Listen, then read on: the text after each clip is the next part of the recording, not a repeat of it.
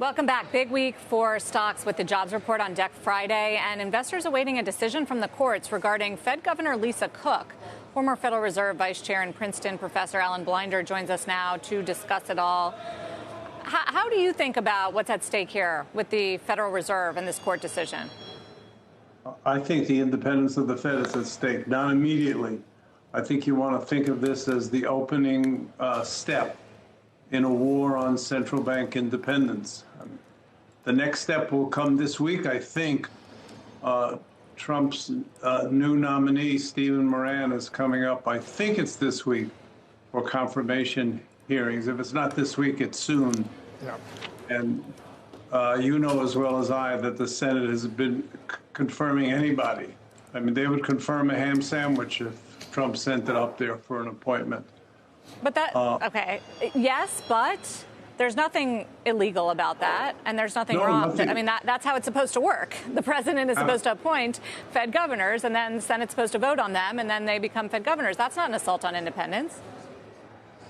It does not have to be assault on independence unless he gets command, a majority on the board. That's why I mentioned this. He'd be one step away from a majority if he can remove Lisa Cook, which I think is illegal, but the courts will decide that. Why do you think that's such an assault? Because look, whether it's politically motivated or not, if there was, and I'm not going to condemn her, but if there was evidence of mortgage fraud, isn't that grounds for firing without questions about central bank independence? I don't know. That's a legal question. It's quite relevant that this was before she was a member of the Federal Reserve Board. And by the way, she hasn't been accused of anything yet. My point is that the Trump appointees are liable to take instructions from Trump.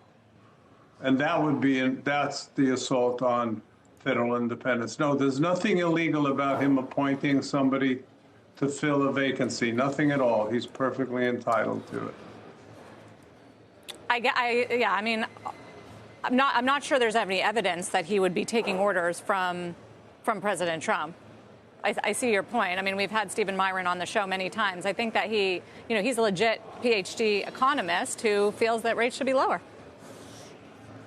Yeah, no, I mean, it's a debatable proposition. What's not debatable is the president wants the lower to mean like 1% interest rate. Any economist not in the employ of President Trump will tell you that's a wacky idea. It's not a wacky idea to lower interest rates a little bit, and the Fed may do that at its next meeting.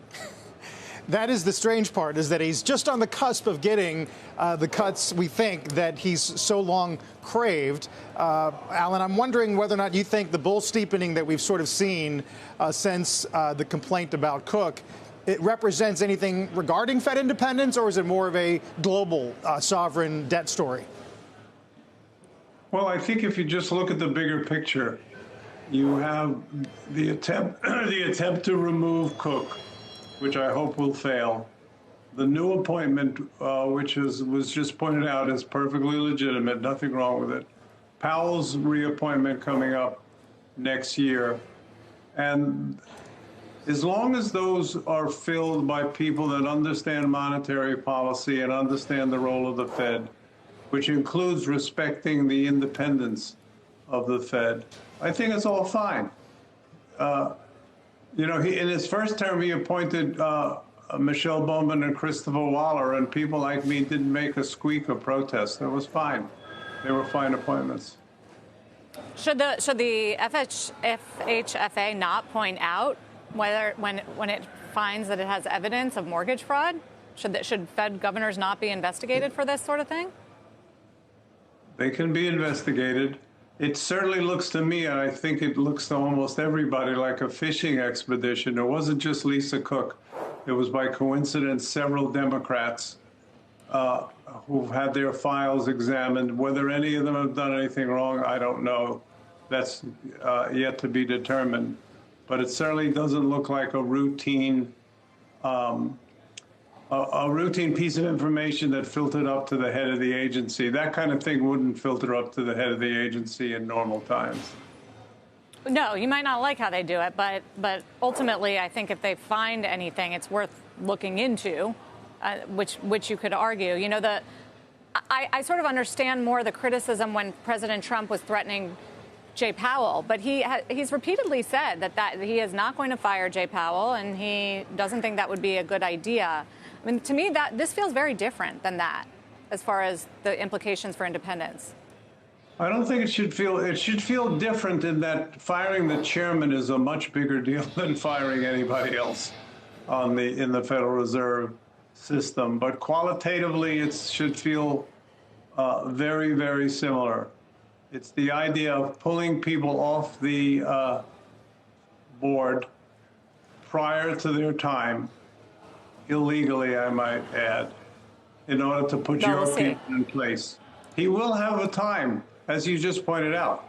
It's perfectly legitimate to nominate Mr. Moran for a seat on the Fed. Okay, well, let's see what happens. We'll see what the court rules on whether the president can do this or not. We appreciate your perspective, as always, Alan Blinder. Very welcome. Thank you.